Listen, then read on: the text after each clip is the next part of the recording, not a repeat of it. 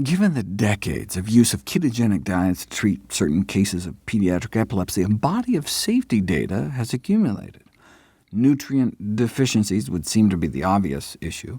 Inadequate intake of 17 micronutrients, vitamins and minerals, has been documented in those on strict ketogenic diets. Dieting is a particularly important time to make sure you're meeting all your essential nutrient requirements, since you may be taking in less food. Ketogenic diets tend to be so nutritionally vacuous that one assessment estimated that to get a sufficient daily intake of all essential vitamins and minerals, you'd have to eat more than 37,000 calories a day. That's one of the advantages of more plant-based approaches. As the editor-in-chief of the Journal of the American Dietetic Association put it, what could be more nutrient-dense than a vegetarian diet?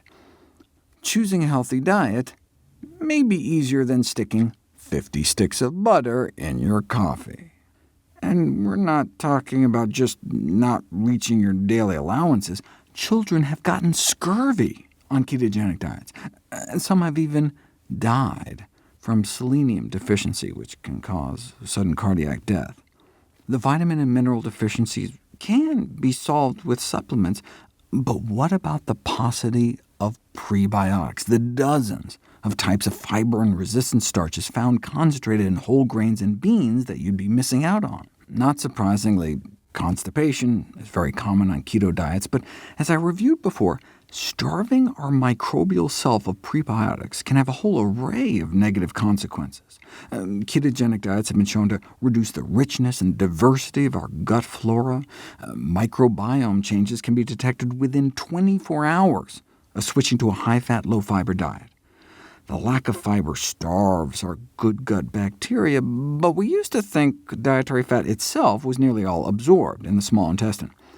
But based on studies using radioactive tracers, we now know that about 7% of the saturated fat in a fat-rich meal can make it down to the colon, which may result in detrimental changes in our gut microbiome, weight gain, increased leaky gut, pro-inflammatory changes.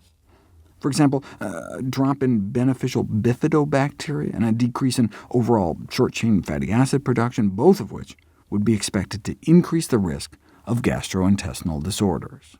OK, but striking at the heart of the matter, what might all that saturated fat be doing to our heart? If you look at low-carbohydrate diets and all-cause mortality, those who eat lower-carb diets suffer a significantly higher risk of all-cause mortality, meaning they live, on average, significantly shorter lives.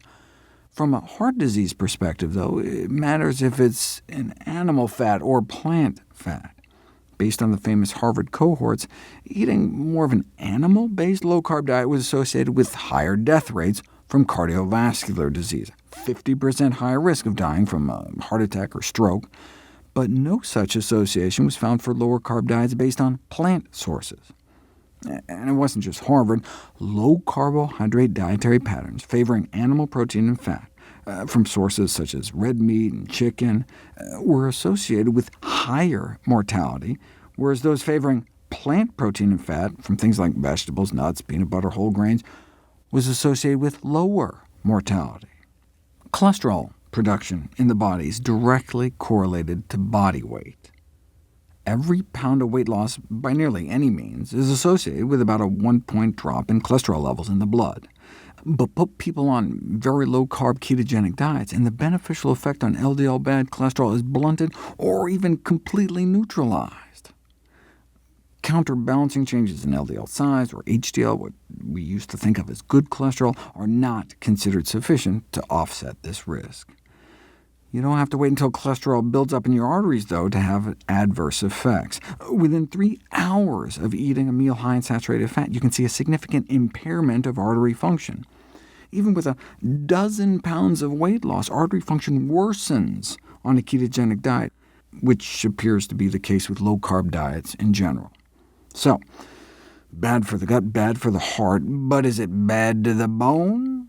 We'll find out next.